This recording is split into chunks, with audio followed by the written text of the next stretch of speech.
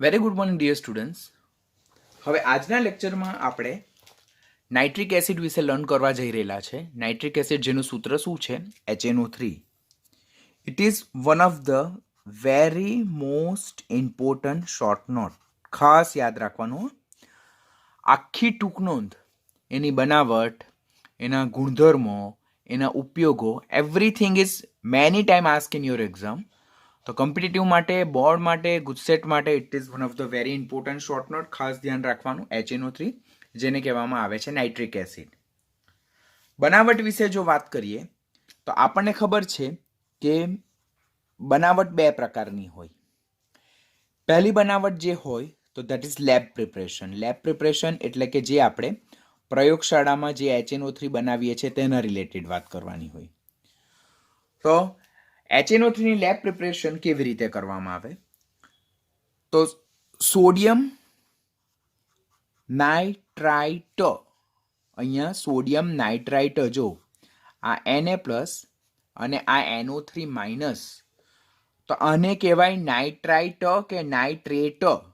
તો it is called as a sodium nitrate. જો અહીંયા 2 હોય તો એને નાઇટ્રાઇટ કહેવાય, પરંતુ અહીંયા NO3- છે, માટે આને શું કહેવામાં આવે? નાઇટ્રેટ.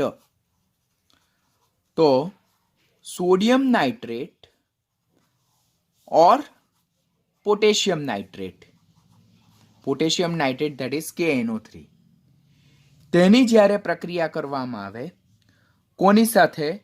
તો that is concentrated sulphuric acid.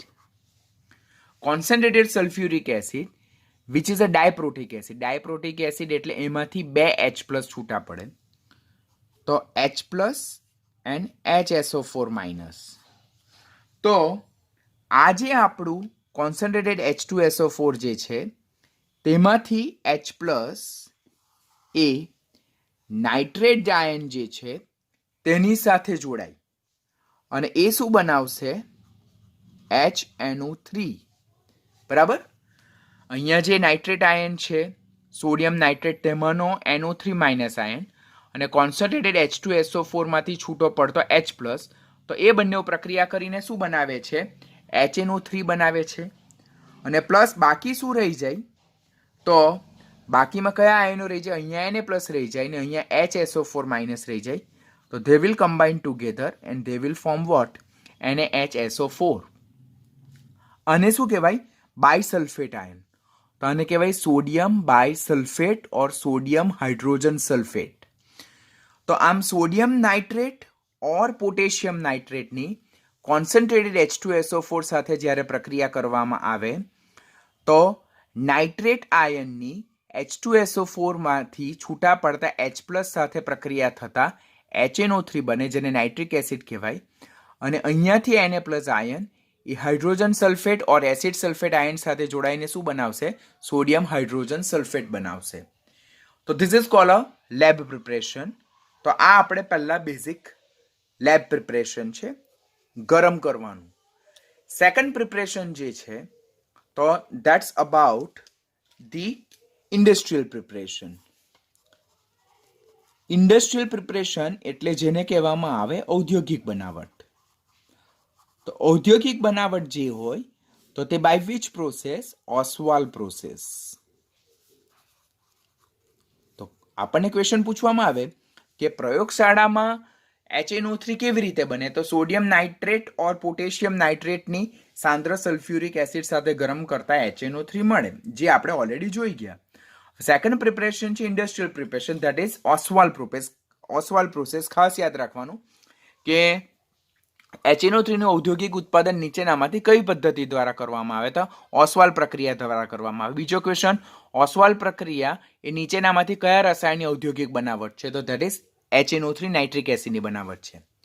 આ જે રિએક્શન જે છે તે કુલ 3 સ્ટેપમાં ડિવાઈડ થયેલું છે. It is divided in 3 step process. Step number 1. Step number 1 માં શું કરવામાં આવે? તો એમોનિયા જે છે, એમોનિયા ગેસ, તો આ એમોનિયા ગેસની વાતાવરણમાંના ઓક્સિજન સાથે પ્રક્રિયક જે છે તો તે પ્લેટિનમ એન્ડ રોડિયમ ઉદ્દીપકની હાજરીમાં જ્યારે પ્રક્રિયા કરવામાં આવે 500 કેલ્વિન તાપમાને અને 9 બાર દબાણે, તો આ જે એમોનિયા જે છે તેના વાતાવરણમાંના ઓક્સિજનની હાજરીમાં ઉદ્દીપકીય ઓક્સિડેશન થાય અને ammonia will be converted to nitric oxide. It is nitric oxide. બરાબર, નાઇટ્રિક ઓક્સાઇડ અને સાથે છૂટું શું પડે? H2O. હું અહીંયા રિએક્શન તમને બેલેન્સ ફોર્મમાં નથી શીખવતો. બેલેન્સ ફોર્મનું રિએક્શન પછી જોઈએ આપણે. ફર્સ્ટ બેઝિક રિએક્શન તમને યાદ રહેવું જોઈએ, બીકોઝ બેઝિક રિએક્શનના બેઝ પર એ લોકો ખાસ ક્વેશ્ચન પૂછે. તો ઓસ્વાલ્ડ પ્રોસેસનું first important step that is catalytic oxidation of ammonia. એટલે કે વાતાવરણમાંના ઓક્સિજનની હાજરીમાં એમોનિયાનું પ્લેટિનમ અને રોડિયમ જે ગેસ ઉદ્દીપક જે છે તેની હાજરીમાં 500 કેલ્વિન તાપમાન અને 9 બાર દબાણે જ્યારે પ્રક્રિયા કરવામાં આવે તો એમોનિયાનું ઉદ્દીપકીય ઓક્સિડેશન થઈને શું બને છે? નાઇટ્રિક ઓક્સાઇડ બને છે. That is nitrogen 2 oxide. હવે સ્ટેપ નંબર 2 માં શું થાય કે ફર્સ્ટ સ્ટેપમાં જે આપણો નાઇટ્રિક ઓક્સાઇડ જનરેટ થયો તો તે નાઇટ્રિક ઓક્સાઇડ ફરીથી વાતાવરણમાંના ઓક્સિજન સાથે રિવર્સિબલી પ્રક્રિયા કરીને શું બનાવશે? નાઇટ્રોજન ડાયોક્સાઇડ બનાવશે. સ્ટેપ નંબર 1 માં એમોનિયાનું ઉદ્દીપકીય ઓક્સિડેશન થઈને નાઇટ્રિક ઓક્સાઇડ બન્યો. સ્ટેપ નંબર 2 માં નાઇટ્રિક ઓક્સાઇડનું વાતાવરણમાંના ઓક્સિજન ઓર વધુ પડતા ઓક્સિજનની હાજરીમાં રિવર્સિબલી ઓક્સિડેશન થઈને નાઇટ્રોજન ડાયોક્સાઇડ બનશે. સ્ટેપ નંબર 3 માં શું થશે કે each and every product will be utilized in next further step. અહીંયા જે NO બન્યો તો તે બીજી પ્રક્રિયામાં પ્રક્રિયક બન્યો. અહીંયા જે NO2 બન્યો તે ત્રીજી પ્રક્રિયામાં પ્રક્રિયક બન્યો. આ જે નાઇટ્રોજન ડાયોક્સાઇડ જે છે તો તે પાણીમાં દ્રાવ્ય થઈને શું બનાવશે? HNO3 બનાવશે. પ્લસ અહીંયા નાઇટ્રિક ઓક્સાઇડ પાછો રિકવર થશે. તો આ નાઇટ્રિક ઓક્સાઇડ ને પાછો રિકવર કરવામાં આવે, રિકલેક્ટ કરવામાં આવે અને પ્રક્રિયામાં એને પાછો યુટિલાઇઝ કરવામાં આવે છે.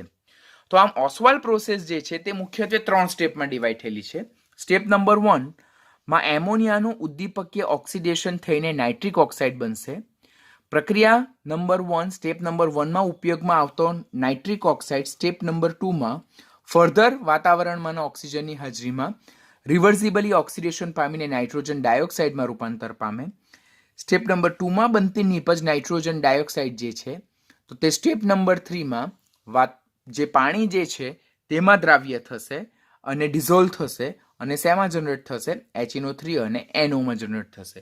મેં રિએક્શન અહીંયા બેલેન્સ ફોર્મમાં નથી શીખવ્યા, મેં તમને જસ્ટ કોમન બેઝિક રિએક્શન શીખવ્યું. સ્ટેપ નંબર 1 એમોનિયાનું ઉદ્દીપકીય ઓક્સિડેશન થઈને નાઇટ્રિક ઓક્સાઇડ મળે. સ્ટેપ નંબર 2 નાઇટ્રિક ઓક્સાઇડનું વાતાવરણમાંના મોર ઓક્સિજનની હાજરીમાં રિવર્સિબલી ઓક્સિડેશન થઈને નાઇટ્રોજન ડાયોક્સાઇડ મળે. અને step number 3 dissolution of nitrogen dioxide in water will give you HNO3 and nitric oxide again which will be again reutilized in step number 2. So this is a industrial preparation of Ostwald process. તો આપણે lab preparation અને industrial પ્રિપરેશનના પહેલા basic reaction જોયા. હવે આપણે આખી પ્રોસેસને ડિટેલમાં લર્ન કરીએ. તો ટોપિક નંબર 7.5 નાઇટ્રિક એસિડ જેનું સૂત્ર HNO3 છે. બનાવટ, પહેલી બનાવટ કઈ છે? પ્રયોગશાળાની બનાવટ, that is cold lab preparation. જેમાં કાચની વક્ર નળીમાં શા માટે ગ્લાસ લેવામાં આવે? બીકોઝ HNO3 જે છે તે હાઈલી કોરોસિવ ઇન નેચર, એટલે પ્લાસ્ટિક અને રબર જે છે તેનું કોરોઝન કરે અને એને કારણે HNO3 ના ગુણધર્મો બદલાઈ જાય. પરિણામે ગ્લાસ ટ્યુબ લેવામાં આવે, કાચની વક્ર નળી લેવામાં આવે, તેમાં પોટેશિયમ નાઇટ્રેટ ઓર સોડિયમ નાઇટ્રેટ અને સાંદ્ર સલ્ફ્યુરિક એસિડને ગરમ કરવાનું છે. સાંદ્ર સલ્ફ્યુરિક એસિડ આ કેવો છે? આ સાંદ્ર છે, કોન્સન્ટ્રેટેડ H2SO4 ને ગરમ કરવાથી શું બને છે? નાઇટ્રિક એસિડ બનાવવામાં આવે. તો આ પ્રક્રિયા દરમિયાન sodium nitrate or potassium નાઇટ્રેટની સાંદ્ર sulphuric acid સાથે ગરમ કરવાથી સોડિયમ બાયસલ્ફેટ ઓર પોટેશિયમ બાયસલ્ફેટ બને અને અહીંયા આપણને મેઇન પ્રોડક્ટ શું મળે છે? HNO3 જેને કહેવામાં આવે છે નાઇટ્રિક એસિડ. શું છે? નાઇટ્રિક એસિડ છે. હવે અહીંયા જે નાઇટ્રિક એસિડ બને જે છે તો that is not dry in state, એ ભીનો હશે. તો એને શુષ્ક બનાવવા માટે, એને ડ્રાય બનાવવા માટે આપણે ફોસ્ફરસ પેન્ટોક્સાઇડ, જેનો ઉપયોગ આપણે ડિહાઇડ્રેટિંગ એજન્ટ એટલે નિર્જલીકરણ કરતા તરીકે કરીએ, તેના પરથી પસાર કરવામાં આવે તો આપણને શું મળે છે? એનહાઇડ્રસ HNO3 મળે છે. હવે આ જે સ્ટેટમેન્ટ છે તે પ્રીવિયસ યરની ટેક્સ્ટબુકમાં આપેલું હતું, આ વર્ષની ટેક્સ્ટબુકમાં તે કાઢી નાખ્યું છે, પરંતુ કોમ્પિટિટિવની બધી બુકમાં આના રિલેટેડ ક્વેશ્ચન છે કે પ્રયોગશાળામાં જ્યારે નાઇટ્રિક એસિડ બનાવવામાં આવે તો એને શુષ્ક બનાવવા માટે નીચેનામાંથી કયા પદાર્થનો ઉપયોગ કરવામાં આવે? તો ધેટ ઇઝ ફોસ્ફરસ પેન્ટોક્સાઇડનો ઉપયોગ કરવામાં આવે. ઓર પ્રયોગશાળામાં HNO3ની બનાવટમાં ફોસ્ફરસ પેન્ટોક્સાઇડનો ઉપયોગ ખાલી જગ્યા તરીકે, તો ડિહાઇડ્રેટિંગ એજન્ટ તરીકે. ઓર પ્રયોગશાળામાં નાઇટ્રિક એસિડની બનાવટ માટે વપરાતો ડિહાઇડ્રેટિંગ એજન્ટ નીચેનામાંથી કયો? ફોસ્ફરસ પેન્ટોક્સાઇડ. એનો રોલ શું છે? તો HNO3ને ડ્રાય કરવા માટે વપરાય છે. તો this is our first reaction, that is lab preparation. Second preparation which is also very most important, ઔદ્યોગિક બનાવટ, that is industrial or commercial preparation of HNO3. અને તે કઈ પ્રક્રિયા દ્વારા કરવામાં આવે? ઓસ્વાલ પ્રક્રિયા દ્વારા કરવામાં આવે. ઓસ્વાલ પ્રક્રિયા જે છે તે મુખ્યત્વે કેટલા સ્ટેપમાં ડિવાઈડ થયેલી છે? તો મુખ્યત્વે 3 સ્ટેપમાં ડિવાઈડ થયેલી છે. સ્ટેપ નંબર 1માં શું કરવામાં આવે? એમોનિયાનું ઉદ્દીપકીય ઓક્સિડેશન વાતાવરણીય ઓક્સિજનની હાજરીમાં કરવામાં આવે. That is called as a catalytic oxidation of ammonia in presence of atmospheric oxygen. Already આપણે બેઝિક રિએક્શન તો જોઈ ગયા કે એમોનિયાનું વાતાવરણમાં ઓક્સિજનની હાજરીમાં પ્લેટિનમ, રોડિયમ, ગોઝ ઉદ્દીપકની હાજરીમાં 500 કેલ્વિન તાપમાન અને 9 બાર દબાણે પ્રક્રિયા કરવામાં આવે તો ammonia will be converted to nitric oxide અને H2O છૂટા પડે. રિએક્શન બેલેન્સ આ રીતે કરેલું છે, તે તમારે ખાસ ધ્યાનથી શીખી લેવાનું. સેકન્ડ સ્ટેપમાં, ફર્સ્ટ સ્ટેપમાં જે નાઇટ્રિક ઓક્સાઇડ જનરેટ થાય તો તેનું ઓક્સિજનની હાજરીમાં રિવર્સિબલી ઓક્સિડેશન થઈને નાઇટ્રોજન ડાયોક્સાઇડ બને. અને થર્ડ સ્ટેપમાં નાઇટ્રોજન ડાયોક્સાઇડ જે છે that will dissolve in water to give you nitric acid, અને નાઇટ્રિક ઓક્સાઇડ પાછો છૂટો પડે. આ નાઇટ્રિક ઓક્સાઇડને રીકલેક્ટ કરીને પાછો સ્ટેપ નંબર 2માં યુટિલાઇઝ કરવામાં આવે તો આપણે HNO3નું ઉત્પાદન શું કરી શકીએ છીએ? વધારી શકીએ. તો this is called a Ostwald process which is very most important question for nitric acid preparation.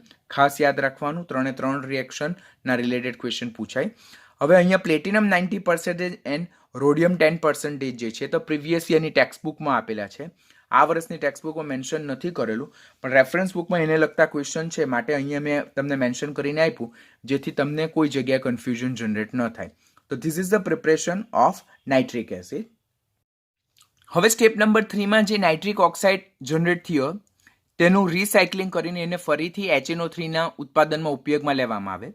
અને સ્ટેપ નંબર 3ને અંતે જે આપણને જલીય નાઇટ્રિક એસિડ મળે તેનું ડિસ્ટિલેશન એટલે કે નિસ્યંદન કરવાથી આપણને 68% W/W સાંદ્રતાવાળો HNO3 મેળવી શકાય. આ લાઈનને ખાસ ધ્યાનથી શીખજો કે ઓસ્વાલ પ્રક્રિયામાં ને અંતે જે મળતો નાઇટ્રિક એસિડ જે છે તો તે કેટલા % સાંદ્રતાવાળો હશે? તો ઓસ્વાલ પ્રક્રિયામાંથી મળતો નાઇટ્રિક એસિડ જલીય હશે એટલે કે હાઇડ્રસ હશે, અને તેનું નિસ્યંદન કરવાથી આપણને 68% W/W એટલે વજનથી 68% સાંદ્રતા ધરાવતો HNO3 મેળવી શકાય. એટલે ઓસ્વાલ પ્રક્રિયાને અંતે આપણને 68% સાંદ્રતાવાળો HNO3 મળે. તેનું જો નિર્જલીકરણ કરવામાં આવે, ડિહાઇડ્રેશન કરવામાં આવે, કોની હાજરીમાં? સાંદ્ર સલ્ફ્યુરિક એસિડની હાજરીમાં, which is use as a dehydrating agent. નિર્જલીકરણ કરતા તો તે આ HNO3 માંથી પાણીના મોલેક્યુલ્સને ઇવોપરેટ કરી નાખશે and it will give you 98% W/W HNO3. તો પહેલી રિએક્શન જે હતી જેમાં સોડિયમ નાઇટ્રેટ અને પોટેશિયમ નાઇટ્રેટની આપણે સલ્ફ્યુરિક એસિડ સાથે પ્રક્રિયા કરી ત્યારે જે આપણને HNO3 મળ્યો તો તે પણ કેવો હતો? ભીનો હતો. That was not dry. એને ડ્રાય કરવા માટે આપણે ફોસ્ફરસ પેન્ટોક્સાઇડનો ડિહાઇડ્રેટિંગ એજન્ટ તરીકે ઉપયોગ કર્યો. ઓસ્વાલ પ્રક્રિયામાં ત્રીજા સ્ટેપમાં જેમાં નાઇટ્રોજન ડાયોક્સાઇડને પાણીમાં ડિઝોલ્વ કરીને HNO3 મેળવવામાં આવે, that is also not dry. તો એનું ડિસ્ટિલેશન કરવાથી આપણને 68% W/W કોન્સન્ટ્રેશન ધરાવતો HNO3 મળે. અને એને જ્યારે આપણે કોન્સન્ટ્રેટેડ H2SO4ની હાજરીમાં એનું જો ડિહાઇડ્રેશન કરીએ તો maximum water can be evaporate out, અને એનાથી આપણને 98% W/W સાંદ્રતા ધરાવતો શું મળે છે? HNO3 મળે.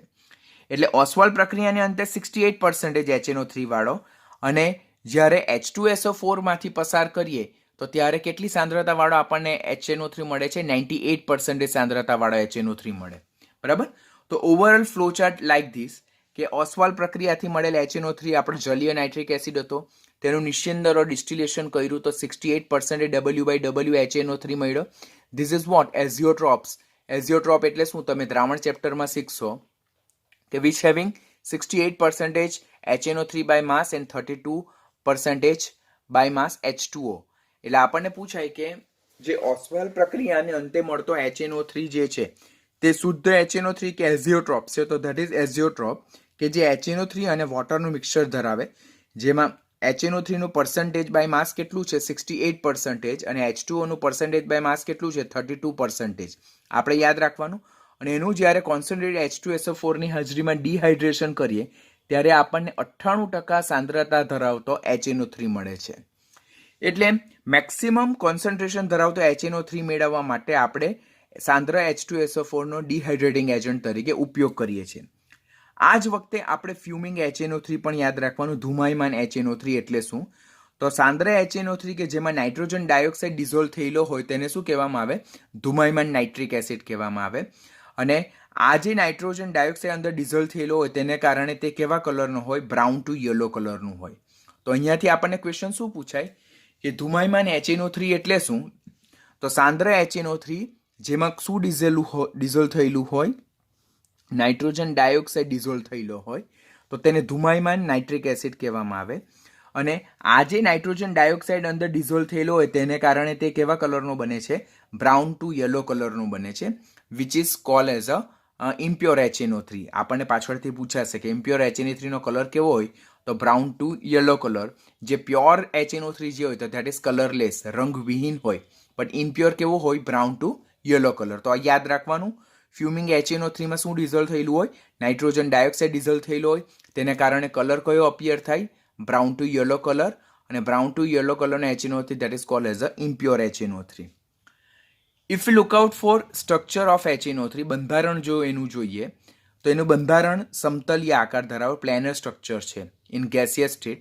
કંઈક આ રીતે છે. બોન્ડ એંગલ અને બોન્ડ લેન્થ તમને યાદ રહેતા હોય તો રાખવાના, નહીં યાદ રહે તો I am not preferably suggest you to remember all kind of bond length and bond angle, because એટલી બધી વસ્તુ આપણને સરવાળે યાદ રહેવાની જ નથી. પણ જે અમુક લિમિટેડ સ્ટ્રક્ચર હોય કે જેમાં ટેક્સ્ટબુકમાં બોન્ડ લેન્થ, બોન્ડ એંગલ ને બધું મેન્શન કરેલું હોય તે યાદ રાખો તો ચાલે. બિકોઝ અલ્ટિમેટલી નીટ માટે ટેક્સ્ટબુક એ ફાઇનલ તમારી ગીતા છે. એટલે ટેક્સ્ટબુકમાં જે આપેલું હોય તે લોકો કંઈ બી પૂછી શકે. તો આગલા દિવસોમાં આપણે 1-2 વખત ધ્યાનથી જોઈ લેવાનું. યાદ રહ્યું તો ઠીક, નહીં યાદ રહ્યું તો ચિંતા કરવાની જરૂરિયાત નથી. જનરલી બોન્ડ એંગલ, બોન્ડ લેન્થના રિલેટેડ ટિપિકલ ક્વેશ્ચન પૂછવાની શક્યતા ઘણી ઓછી, but can be ask, but પૂછવાની શક્યતા ઘણી ઓછી. ખાસ આપણે આકાર યાદ રાખવાનો કેવો? સમતલીય આકાર, પ્લેનર સ્ટ્રક્ચર છે જેનું રેઝોનન્સ સ્ટ્રક્ચર આ રીતેનું છે, જે ઓલરેડી તમે 11th લર્ન કરી ચૂક્યા હશો. ભૌતિક ગુણધર્મો જોઈએ, ફિઝિકલ પ્રોપર્ટી જો HNO3 વિશે જો જોઈએ તો HNO3 એ કેવું છે? રંગવિહીન પ્રવાહી છે. કઈ સ્થિતિમાં? શુદ્ધ હોય ત્યારે. ઠાર બિંદુ અને ઉત્કલન બિંદુના વેલ્યુઝ આપેલા છે. અશુદ્ધ HNO3 કેવા રંગનો હોય? પીળા રંગનો. જે દ્રાવ્ય કોની અશુદ્ધિ ધરાવે છે? નાઇટ્રોજન ડાયોક્સાઇડની અશુદ્ધિ ધરાવે છે. શુદ્ધ HNO3 રંગવિહીન પ્રવાહી છે. અશુદ્ધ HNO3 પીળા રંગનો હોય જે નાઇટ્રોજન ડાયોક્સાઇડની સોલ્યુબલ ઇમ્પ્યુરિટી ધરાવે છે. પ્રયોગશાળા કક્ષાનો HNO3 જે છે તો તે 68% W/W માસ સાંદ્રતા ધરાવતો હોય, જેની વિશિષ્ટ ઘનતા 1.504 છે. HNO3 જે છે તે જ્યારે આપણી સ્કિન પર ટચ થાય તો આપણી સ્કિનને કેવી બનાવી દે? પીળા રંગની બનાવી દે. આપણે લેબમાં જો આપણે HNO3 નો ઉપયોગ કરીએ અને ત્યારે જો એ આપણે ત્વચાના કોન્ટેક્ટમાં આવે તો આપણી ત્વચા કેવા રંગની બની જાય? પીળા રંગની બની જાય. શા માટે પીળા રંગની બને? તો HNO3 જે છે તો તે ત્વચાના પ્રોટીન સાથે પ્રક્રિયા કરીને શું બનાવે? ઝેન્થોપ્રોટીન નામનું યલો કલરનું એક કમ્પાઉન્ડ બનાવે. આ યાદ રાખજો. પ્રોટીનની કેરેક્ટરિસ્ટિક ટેસ્ટ કે HNO3 ત્વચાના પ્રોટીન સાથે પ્રક્રિયા કરીને કયું સંયોજન બનાવે જે પીળા રંગનું હોય? તો ઝેન્થોપ્રોટીન. તો આ જે ઝેન્થોપ્રોટીન મળે which is yellow colour compound, that indicate the given sample having protein in nature. તો આપણને કોઈક સેમ્પલ આપેલું હોય તે પ્રોટીન ધરાવે કે નહીં તે જો આપણે આઈડેન્ટિફાઈ કરવી હોય તો તેમાં આપણે કોન્સન્ટ્રેટેડ HNO3 નાખવાનું. તો આપણને યલો કલરના કમ્પાઉન્ડ મળે, ધેટ ઇન્ડિકેટ ધ ઝેન્થોપ્રોટીન. અને એને કારણે પ્રોટીન હાજર છે એવું આપણે કહી શકાય. તો હવે આના બેઝ પર નીટમાં ક્વેશ્ચન કયો પૂછાઈ શકે કે HNO3 જ્યારે આપણા ત્વચાના સંપર્કમાં આવે તો ત્યારે આપણે ત્વચાનો રંગ પીળો બનાવે છે. તે નીચેનામાંથી કોની હાજરી સૂચવે? તો ત્વચાના કોન્ટેક્ટમાં HNO3 આવતા ઝેન્થોપ્રોટીન સોલ્યુબલ કોમ્પ્લેક્સ ઝેન્થોપ્રોટીન કોમ્પ્લેક્સ બનવાને કારણે ત્વચાનો રંગ પીળો થાય છે. તો નીટ પોઈન્ટ માટે આપણે આ ઝેન્થોપ્રોટીન ટેસ્ટ યાદ રાખવાની.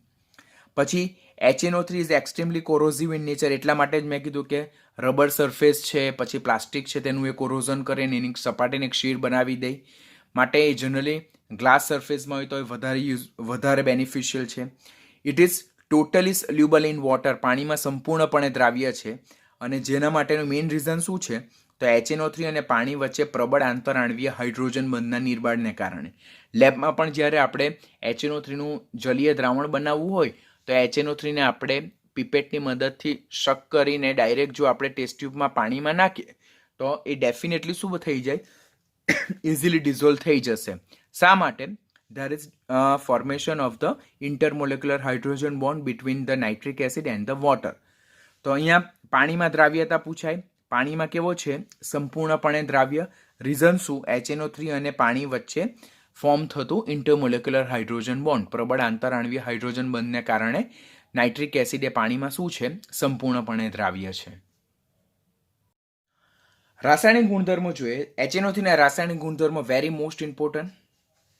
પહેલો જ એ કયો છે? પ્રબળ મોનોબેઝિક એસિડ છે.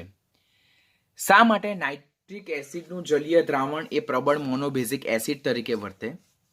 તો નાઇટ્રિક એસિડને જ્યારે પાણીમાં ડિઝોલ્વ કરવામાં આવે ત્યારે એમાંથી H3O+ અને NO3- આયન મળે. એટલે કે એક H+ સંપૂર્ણપણે ડિઝોલ્વ થાય. બરાબર. એના વિયોજન અચળાંકના મૂલ્યો પણ ઘણા ઊંચા છે. તો જેને કારણે નાઇટ્રિક એસિડનું જલીય દ્રાવણ એ કેવું છે? પ્રબળ મોનોબેઝિક એસિડ. શા માટે પ્રબળ? તો તેના જે વિયોજન અચળાંક છે તેના મૂલ્યો ઘણા ઊંચા છે. અને શા માટે મોનોબેઝિક? તો it will provide you the 1H+, 1H3+ hydronium ion. Or એ એક H+ પાણીમાં જ્યારે એ ડિસોસિએટ થાય તો it will dissociate to 1H+ and NO3-. જેને કારણે જે નાઇટ્રિક એસિડ છે તેનું જલીય દ્રાવણ કેવું હોય? પ્રબળ મોનોબેઝિક એસિડ તરીકે વર્તે. અને જે હાઇડ્રોનિયમ આયન અને નાઇટ્રેટ આયનો ધરાવે છે. HNO3 એ પ્રબળ ઓક્સિડેશન કરતા છે. That is also very most important question. Very most important question. શા માટે HNO3 પ્રબળ ઓક્સિડેશન કરતા છે? તો જો HNO3 જે છે તેમાં નાઇટ્રોજનનો ઓક્સિડેશન આંક કેટલો છે? +5. હાઇડ્રોજનનો +1 લેવાનો, ઓક્સિજનનો -2 લેવાનો.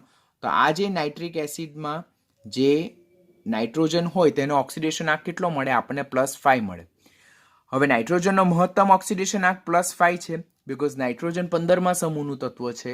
બાહ્યતમ કક્ષામાં 5 ઇલેક્ટ્રોન છે. ગુમાવે ને મહત્તમ કેટલા ગુમાવે? તો +5 ગુમાવે. એટલે +5 ઓક્સિડેશન આંક મહત્તમ હોય તો રાસાયણિક પ્રક્રિયા દરમિયાન હવે એનો ઓક્સિડેશન આંક +5 થી વધી શકવાનો નથી. સો HNO3 is now no more oxidized to any other element, any other compound. But instead of that, during the chemical reaction, it is having strong tendency to get reduced. એટલે એનો ઓક્સિડેશન આંક +5 છે. તો હવે પ્રક્રિયા દરમિયાન એનો ઓક્સિડેશન આંક +5 મહત્તમ આવી ગયો. તો હવે એનાથી તો વધવાનો નથી, તો એનાથી ડેફિનેટલી ઘટવાના 100% ચાન્સીસ છે. પરિણામે HNO3 પ્રક્રિયા દરમિયાન ઓક્સિડેશન આંક +5 માંથી રિડ્યુસ થવાનો પ્રયત્ન થાય. એટલે કે રિડક્શન પામવાની પ્રબળ વૃત્તિ ધરાવે. માટે HNO3 એ કેવું છે? પ્રબળ ઓક્સિડેશન કરતા તરીકે વર્તે છે. Very most important. તો આ પોઈન્ટ યાદ રાખવાનું.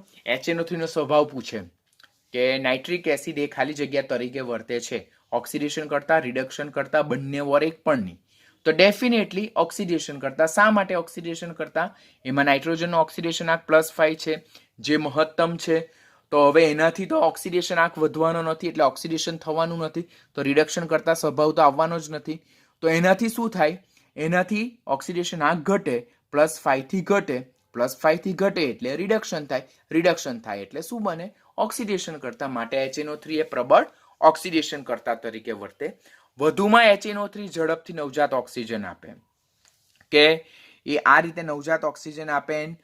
It will be reduced to what? Nitrogen dioxide and nitric oxide. પરિણામે HNO3 એ પ્રબળ ઓક્સિડેશન કરતા છે. આ જે ઓક્સિડેશનને અંતે જે નિપજો મળે તેનો મુખ્યત્વે આધાર શાનો છે કે એસિડની સાંદ્રતા, એટલે કે મંદ એસિડ લઈએ કે સાંદ્ર એસિડ લઈએ કે અતિ મંદ એસિડ લઈએ, એના પર જે નિપજો, એના બેઝ પરથી નિપજો બદલાય છે. તાપમાન કેટલું લેવામાં આવે અને ઓક્સિડેશન પામનાર પદાર્થના સ્વભાવ પર, કે એ ધાતુ છે, ધાતુમાં પણ અતિ સક્રિય ધાતુ છે, મધ્યમ સક્રિય ધાતુ છે કે ઉમદા ધાતુ છે. કારણ કે ઉમદા ધાતુ જે છે તે HNO3 ઇવન કોન્સન્ટ્રેટેડ HNO3 સાથે બી પ્રક્રિયા કરતી નથી. પછી અમુક ધાતુ જે છે તે સાંદ્ર HNO3 સાથે જ પ્રક્રિયા કરે, મંદ HNO3 સાથેની બીજી પ્રોડક્ટ હોય. તો આ પ્રમાણે HNO3 જ્યારે ઓક્સિડેશન કરતા તરીકે વર્તે અને એ જે રિએક્શન બને તેમાં જે પ્રોડક્ટ બને, એ પ્રોડક્ટ જે બધી બને તેનો આધાર શેના પર હોય? તો એસિડની સાંદ્રતા, એટલે HNO3 મંદ ઓર સાંદ્ર કયો લેવામાં આવે તેના બેઝ પર. આપણે લેટર ઓન રિએક્શન જોઈશું. કયું ટેમ્પરેચર પર પ્રક્રિયા થાય છે તેના પર આધાર રાખશે.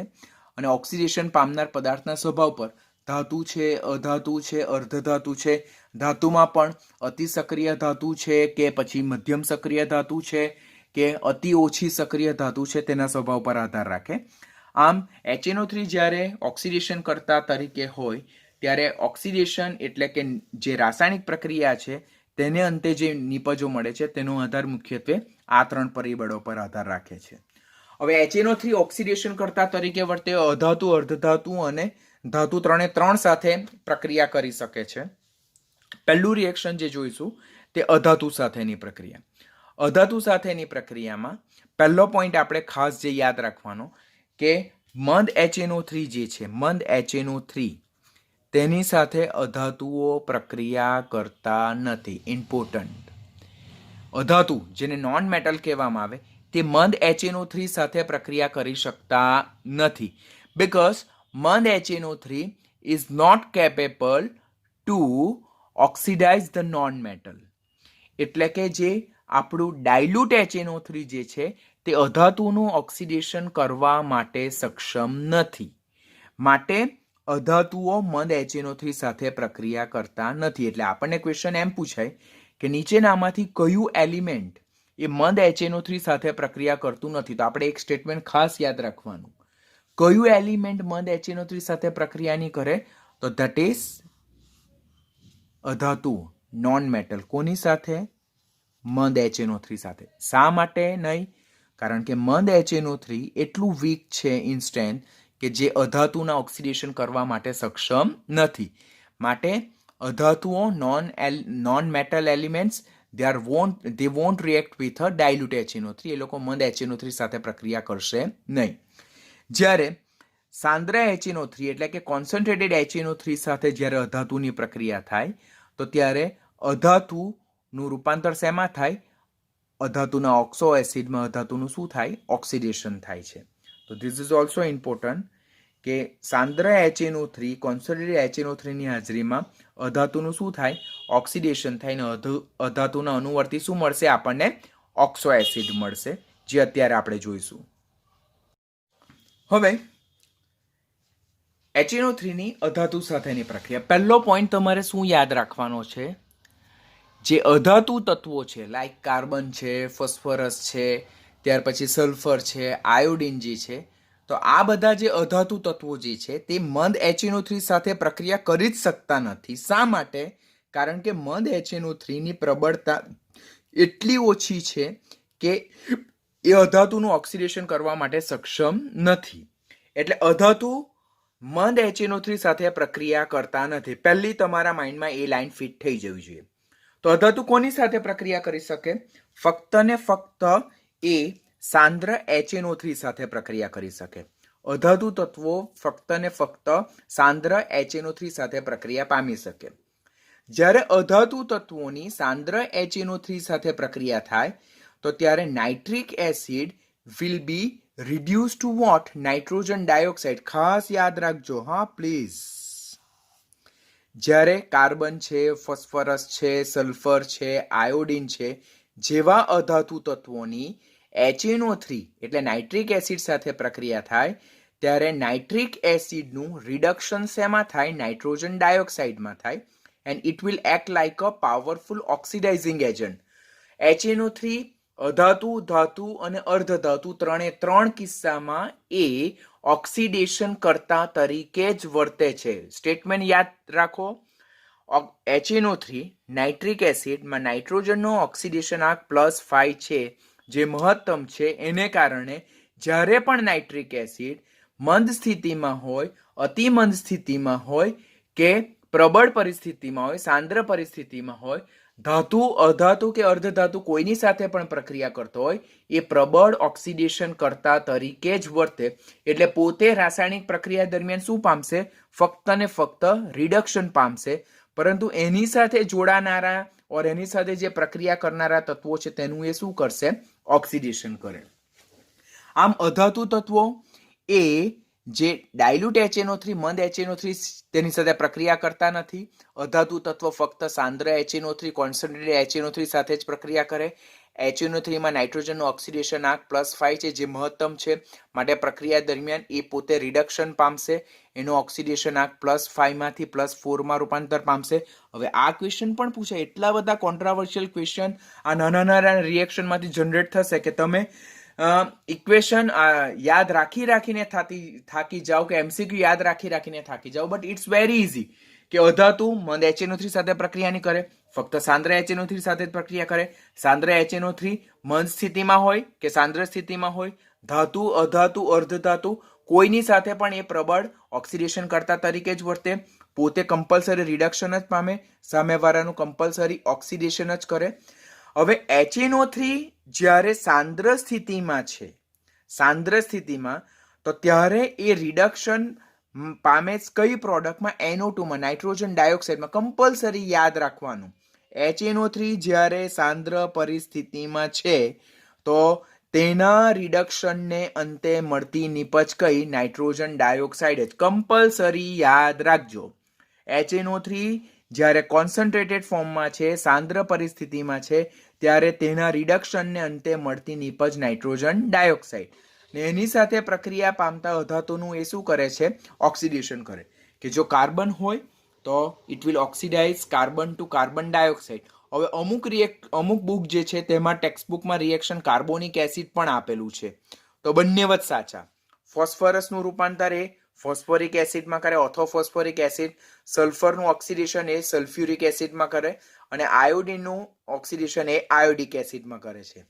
આમ કાર્બન, ફોસ્ફરસ, સલ્ફર, આયોડિન જેવા અધાતુ તત્વો જ્યારે સાંદ્ર નાઇટ્રિક એસિડ સાથે પ્રક્રિયા કરે ત્યારે સાંદ્ર નાઇટ્રિક એસિડ એ પ્રબળ ઓક્સિડેશન કરતા તરીકે વર્તે છે, અને તે અધાતુનું ઓક્સિડેશન તેમના અનુવર્તી ઓક્સો એસિડમાં કરે, અને પોતે નાઇટ્રોજન ડાયોક્સાઇડમાં શું પામે છે?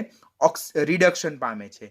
આમ પ્રબળ ઓક્સિડેશન કરતા સાંદ્ર પરિસ્થિતિમાં વર્તે ત્યારે તેના ઓક્સિડેશન આંકમાં +5 માંથી +4 માં રૂપાંતર થાય. તો પહેલા આટલી વસ્તુ તમારે કમ્પલસરી યાદ રાખવાનું. આ 4 સમીકરણમાં બધામાં HNO3 સાંદ્ર પરિસ્થિતિમાં કોમન, બીકોઝ આ બધા અધાતુ, અને બધામાં NO2 પ્રોડક્ટ કોમન. તો 4 રિએક્શન તો તમને યાદ રહી ગયા. સાંદ્ર HNO3, સાંદ્ર HNO3, સાંદ્ર HNO3, સાંદ્ર HNO3, NO2, NO2, NO2 and NO2.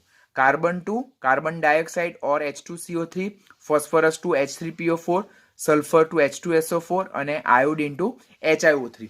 હવે આ રિએક્શન ફક્ત આટલા મર્યાદિત નથી. આના બેઝ પર રિએક્શન બેલેન્સિંગ મેજોરિટી ક્વેશ્ચન છે, જે આપણને એક્ઝામમાં ખાસ પૂછાય છે. તો હવે આપણે 1 by 1 ઇક્વેશન બેલેન્સિંગ પર ફોકસ કરીએ. ઇક્વેશન બેલેન્સિંગમાં પહેલું જ ઇક્વેશનમાં આપણે લઈએ કાર્બન. કાર્બનની HNO3 સાથે પ્રક્રિયા થાય. HNO3 કઈ સ્થિતિમાં? સાંદ્ર સ્થિતિમાં. કારણ કે કાર્બન અધાતુ છે, તો અધાતુ એ સાંદ્ર નાઇટ્રિક એસિડ સાથે જ પ્રક્રિયા કરે. ત્યારે કાર્બનનું ઓક્સિડેશન શેમાં થાય છે? કાર્બન ડાયોક્સાઇડમાં થાય છે. અને HNO3 નું રિડક્શન શેમાં થાય છે? NO2 માં થાય છે. પહેલા તમને આટલું બેઝિક કમ્પલસરી યાદ રહેવું જરૂરી છે. જો હું જનરલી ઘણા બધા ઇક્વેશન બેલેન્સિંગ નથી કરાવતો, બીકોઝ આપણી પાસે ટાઈમ લિમિટેશન છે, નીટના સ્ટુડન્ટ છે, એટલે ઇક્વેશન બેલેન્સિંગ આપણને આવડતું જ જોવું જોઈએ ને આપણે બેલેન્સ કરતા શીખી જ લેવું જોઈએ. Because each and every equation balancing જો હું તમને સમજાવવા જાઉં તો આપણે આપણા સિલેબસને ઓન ટાઈમ કમ્પ્લીટ કરી શકશું નહીં. પરંતુ નાઇટ્રિક એસિડના ઇક્વેશન બેલેન્સિંગ એટલા માટે શીખું છું કારણ કે વારંવાર કોમ્પિટિટિવની એક્ઝામના તમે ક્વેશ્ચન જોવો તો નાઇટ્રિક એસિડમાં નાઇટ્રિક એસિડના ઓક્સિડેશન કરતાના ગુણધર્મને લગતા જે ઇક્વેશન બેલેન્સ ફોર્મમાં જે છે તે વારંવાર એક્ઝામમાં પૂછાય છે. તો એટલા તો હું તમને નાઇટ્રિક એસિડના બેલેન્સિંગ કરતા શીખવી દઈશ, because that is most priority. એટલે કાર્બનની જ્યારે સાંદ્ર HNO3 સાથે પ્રક્રિયા થાય તો કાર્બનનું ઓક્સિડેશન કાર્બન ડાયોક્સાઇડમાં થાય અને HNO3 NO2 શું પામે છે? રિડક્શન પામે. હવે ઓક્સિડેશન આંક લખીએ તો અહીંયા કાર્બન ઓક્સિડેશન આંક 0, અહીંયા નાઇટ્રોજનનો +5, અહીંયા કાર્બનનો +4 અને અહીંયા નાઇટ્રોજનનો +4. એટલે અહીંયા જોઈએ તો 0 માંથી +4 તો કાર્બનનું શું થયું? ઓક્સિડેશન આંકમાં શું થાય છે? વધારો થાય. તો ઓક્સિડેશન આંકમાં વધારો થયો કેટલો? 4નો વધારો થયો. એટલે કાર્બનનું શું થયું અહીંયા? ઓક્સિડેશન. તો HNO3 ના ઓક્સિડેશન આંકમાં +5 માંથી +4 શું થયું? 1નો ઘટાડો થયો. તો એના HNO3 ના ઓક્સિડેશન આંકમાં 1નો ઘટાડો થાય છે, માટે એનું શું થાય છે? રિડક્શન થાય છે. હવે જો અહીંયા કાર્બનનું કાર્બન ડાયોક્સાઇડમાં ઓક્સિડેશન થાય, 0 થી +4 4 ઓક્સિડેશન આંકનો ફેરફાર થાય. HNO3 માં ઓક્સિજનનો -2 લઈએ, હાઇડ્રોજનનો +1 લઈએ, તો HNO3 માં નાઇટ્રોજનનો +5 અને NO2 માં નાઇટ્રોજનનો +4. એટલે +5 to +4 ઓક્સિડેશન આંકમાં ફેરફાર આવે એટલે 1નો ઘટાડો થયો. હવે આપણે શોર્ટકટ મેથડ યુઝ કરીએ. જો પ્રક્રિયા દરમિયાન અહીંયા ઓક્સિડેશન આંકમાં 4નો વધારો થયો, અહીંયા 1નો ઘટાડો થયો, તો બંને પ્રક્રિયા દરમિયાન ઓક્સિડેશન આંકમાં થતા ફેરફારને આપણે શું કરવાનો થાય? સરખો કરવાનો થાય. તમારે આ રિએક્શન જે છે તેને કેટલા વડે ગુણવું પડે? મારે એને 4 વડે ગુણવું પડે. તો હું એને 4 વડે ગુણું છું. પરિણામે હવે શું કરવાનું થાય મારે? કે નાઉ આઈ વિલ રાઇટ કે carbon plus 4HNO3 gives CO2 plus 4NO2. Clear? મારે અહીંયા ઓક્સિડેશન આંકમાં 4નો વધારો થયો, અહીંયા 1નો ઘટાડો થયો, તો મારે અહીંયા 4 વડે ગુણવું પડે, જેથી અહીંયા 4નો ઘટાડો અને અહીંયા 4નો વધારો. તો જે ઓક્સિડેશન આંકમાં થતો ફેરફાર, બીકોઝ ઓવરઓલ રેડોક્સ રિએક્શનમાં જે ઓક્સિડેશન આંકમાં થતો ફેરફાર જે છે, વધારો અને ઘટાડો, તે હંમેશા સિમિલર હોય, સમાન હોય છે. હવે એટલું થઈ ગયા બાદ હવે જો અહીંયા 1 કાર્બન, અહીંયા 1 કાર્બન, અહીંયા 4 નાઇટ્રોજન, અહીંયા 4 નાઇટ્રોજન. તો now next what? Balancing of oxygen. તો અહીંયા 4 તાલી 12 ઓક્સિજન છે, બરાબર. અહીંયા 2, 4 દુ 8 ને 2 10 ઓક્સિજન છે. ખૂટે કેટલા? 2 H2O, 2 ઓક્સિજન ખૂટે. તો તે કોની મદદથી મારે બેલેન્સ કરવાના થાય?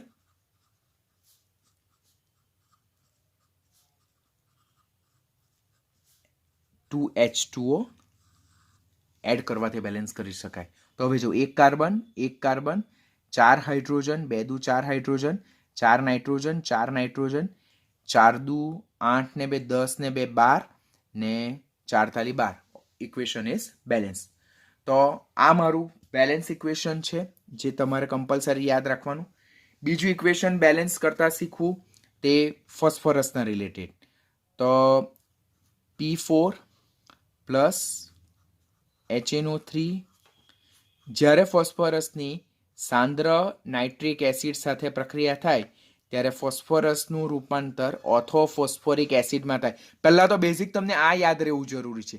આ યાદ નહીં હશે તો ઇક્વેશનમાં તમે આગળ વધી જ નહીં શકો. અને સાંદ્ર HNO3 જ્યારે પોતે ઓક્સિડેશન કરતા તરીકે વર્તે, કોણ? સાંદ્ર HNO3 પોતે ઓક્સિડેશન કરતા તરીકે વર્તે ત્યારે એ નાઇટ્રોજન ડાયોક્સાઇડમાં શું પામે છે? રિડક્શન પામે છે. ખાસ યાદ રાખજો. ફોસ્ફરસ અધાતુ છે, તે સાંદ્ર HNO3 સાથે પ્રક્રિયા કરે તો ફોસ્ફરસનું ઓક્સિડેશન ઓર્થોફોસ્ફોરિક એસિડમાં થાય અને સાંદ્ર નાઇટ્રિક એસિડનું રિડક્શન નાઇટ્રોજન ડાયોક્સાઇડમાં થાય. સાંદ્ર નાઇટ્રિક એસિડ હંમેશા નાઇટ્રોજન ડાયોક્સાઇડમાં જ રિડક્શન પામે, એ તમારે આંખ મીચીને યાદ રાખવાનું છે, બરાબર. હવે ઓક્સિડેશન રાઇટ કરશું આપણે. ઓક્સિડેશન આંક તો અહીંયા ફોસ્ફરસ એલિમેન્ટલ સ્ટેટમાં છે તો એનો ઓક્સિડેશન આંક 0, અહીંયા નાઇટ્રોજનનો +5, અહીંયા ફોસ્ફરસનો +5 ને અહીંયા નાઇટ્રોજનનો +4. હવે તો ઓક્સિડેશન આંક તમને ગણતા પરફેક્ટલી આવડી ગયું હશે. તો અહીંયા જો અહીંયા P4 છે, અહીંયા એક જ ફોસ્ફરસ છે, તો પહેલાં તો તમારે અહીંયા 4 કરવા પડે. તમે આટલું નહીં કરો એટલે આખું રિએક્શન તમારું બેલેન્સ થશે જ નહીં. હવે અહીંયા જો, અહીંયા 0 ને અહીંયા 5 ચોક 20, એટલે કેટલા ઓક્સિજનનો ફેરફાર આવે છે અહીંયા ઓક્સિડેશન આંકમાં? 20. તો કારણ કે અહીંયા એક ફોસ્ફરસનો 5 છે, તો એવા આપણી પાસે કેટલા ફોસ્ફરસ છે? 4 ફોસ્ફરસ. તો 5 ચોક 20. તો અહીંયા 0 થી 20, તો 0 થી 20 એટલે ફોસ્ફરસના ઓક્સિડેશન આંકમાં 20નો વધારો થાય. અહીંયા +5 છે, અહીંયા +4 છે, તો અહીંયા +5 માંથી +4 એટલે 1નો ઘટાડો થાય છે. હવે અહીંયા 20નો વધારો, અહીંયા 1નો ઘટાડો, તો ડેફિનેટલી મારે અહીંયા કેટલા વડે મલ્ટીપ્લાય કરવાનું થાય? મારે અહીંયા 20 વડે મલ્ટીપ્લાય કરવાનું થાય. 20 વડે મલ્ટીપ્લાય કરીશ તો જ વિનિમય પામતા ઇલેક્ટ્રોનની સંખ્યા બેલેન્સ થશે. તો P4 as it is plus 20 HNO3 gives 4H3PO4 plus 20 NO2. તો આ રિએક્શન આટલું થઈ ગયું. હવે આપણે ચેક કરીએ કે ફોસ્ફરસ અને નાઇટ્રોજનની સંખ્યા. તો અહીંયા 4 ફોસ્ફરસ, અહીંયા 4 ફોસ્ફરસ, અહીંયા 20 નાઇટ્રોજન, અહીંયા 20 નાઇટ્રોજન. એટલે આ પ્રક્રિયામાં આપણે એવા એલિમેન્ટના બંને જગ્યાએ એટમ્સ બેલેન્સ કરવાના પ્રયત્ન કરવાના કે જેના ઓક્સિડેશન આંકમાં ખાસ ફેરફાર થતો હોય. હવે નાઇટ્રોજન અને ફોસ્ફરસ બંને જગ્યાએ બેલેન્સ છે, પરંતુ હાઇડ્રોજન જોઈએ આપણે. તો અહીંયા 20 હાઇડ્રોજન છે, અહીંયા 4 તાલી 12 હાઇડ્રોજન છે, 8 હાઇડ્રોજન ખૂટે. તો જો હું અહીંયા +4 H2O કરી દઉં તો મારું ઇક્વેશન બેલેન્સ થશે. Let's see.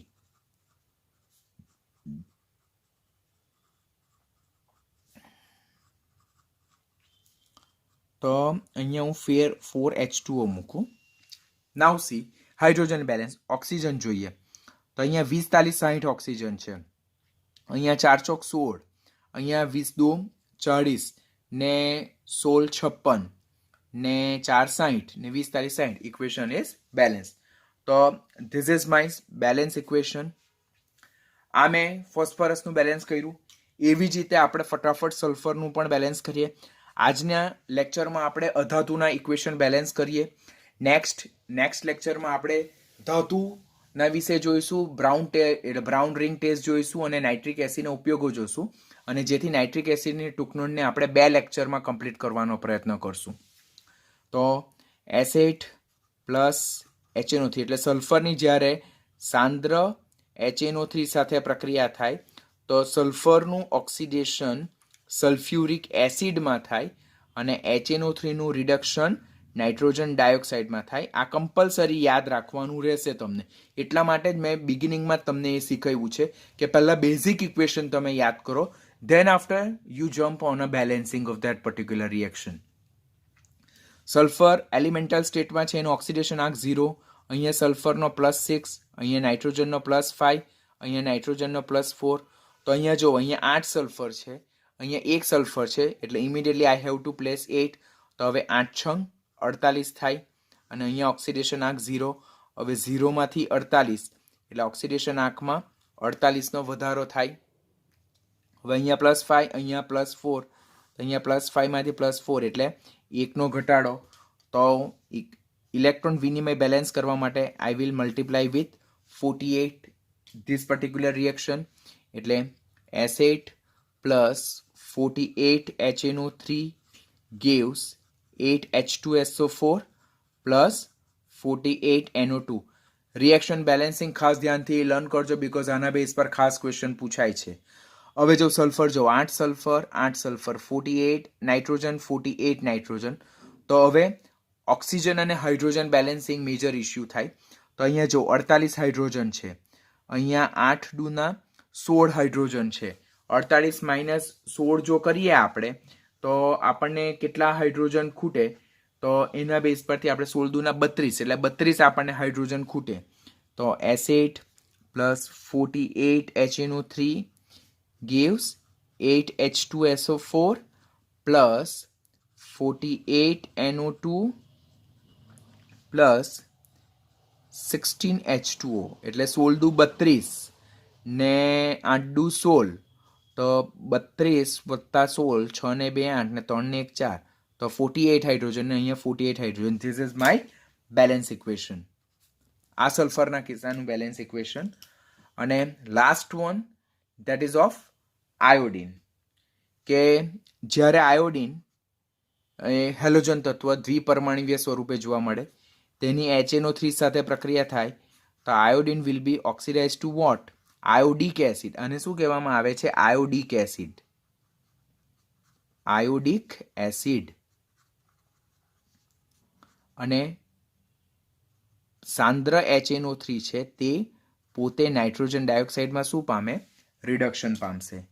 અહીંયા ઓક્સિડેશન આંક 0, અહીંયા +5, અહીંયા +5, અહીંયા +4, અહીંયા 2 છે એટલે અહીંયા 2 કરવું પડે, 5 દુના 10 કરવું પડે, એટલે 0 થી 10 તો 10નો વધારો, અહીંયા +5, અહીંયા 4 તો +5 માંથી 4 એટલે 1નો ઘટાડો. તો રિએક્શનને બેલેન્સ કરવા માટે મારે આને મલ્ટીપ્લાય કરવું પડે 10 સાથે. તો I2 + 10 HNO3 gives 2 HiO3 + 10 NO2. હવે 2 આયોડિન 10 નાઇટ્રોજન 10 નાઇટ્રોજન, હાઇડ્રોજન જોવાના અહીંયા, અહીંયા 10 હાઇડ્રોજન, અહીંયા 2 હાઇડ્રોજન, ખૂટે હજુ 8 હાઇડ્રોજન, તો 4H2O પ્લેસ કરીએ તો ઇક્વેશન બેલેન્સ થાય કે નહીં તે ચેક કરીએ. તો 10 HNO3 gives 2 HiO3 + 10 NO2 plus આપણે 4H2O પ્લેસ કરીએ તો ઓક્સિજન જવું 4, 10 દુ 20 ને 4 24, અને 3 દુ 6, 24 ને 36, અને અહીંયા 10 તાલી 30. Equation is balanced. So this is my balance equation.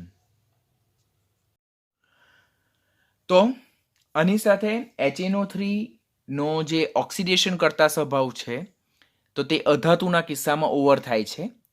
આજનો લેક્ચરને આપણે અહીંયા સ્ટોપ કરીએ, બીકોઝ આપણે બધી જ વસ્તુ જો એક લેક્ચરમાં કમ્પ્લીટ કરવાનો પ્રયત્ન કરશું તો લેક્ચરની લેન્થ ઘણી વધી જશે અને તમે એક દિવસમાં બધું પ્રિપેર નહીં કરી શકશો.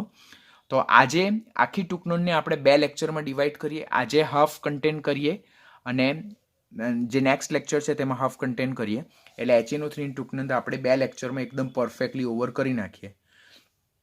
જે રીતે શીખવું છું, જે રીતે કરાવું છું તે રીતે કરજો તો ડેફિનેટલી તમારી ટૂંકનોંધ એકદમ પરફેક્ટ મેનરમાં રેડી થઈ જશે. HNO3 એક એવી ટૂંકનોંધ છે કે that is call a king short note for your competitive. જો આખો P બ્લોક છે તેમાં 3 ટૂંકનોંધ તમારી એટલી ઇમ્પોર્ટન્ટ છે. પહેલી HNO3, બીજી H2SO4 અને ત્રીજી જે છે તો તે ક્લોરીન Cl2 ના રિલેટેડ છે. તો આટલું તો આપણે કમ્પલસરી પરફેક્ટ કરવાનું છે. તો આજના લેક્ચરમાં આટલું કરીએ. નેક્સ્ટ લેક્ચરમાં આપણે જુદી જુદી ધાતુ કે જેમાં અતિ સક્રિય ધાતુ, મધ્યમ સક્રિય ધાતુ, ત્યાર પછી અતિ ઓછી સક્રિય ધાતુ, તેની પ્રક્રિયા, ઉમદા ધાતુની પ્રક્રિયા, ત્યાર પછી સાંદ્ર HNO3 સાથે, મંદ HNO3 સાથે, અતિ મંદ HNO3 સાથે ધાતુના રિએક્શન, એના બેલેન્સિંગ, સાથે સાથે બ્રાઉન રિંગ ટેસ્ટ, કથ્થઈ રિંગ કસોટી, તેના વિશે લર્ન કરશું અને HNO3 ના ઉપયોગો સાથે ટૂંકનોંધને આપણે ઓવર કરશું. આજના લેક્ચરમાં આટલું સફિશિયન્ટ, આટલું પરફેક્ટ રેડી કરજો. આટલું પરફેક્ટ રેડી હોય તો નેક્સ્ટ લેક્ચરનું આપણને કન્ટેન્ટ કરવામાં બહુ સરળતા રહેશે.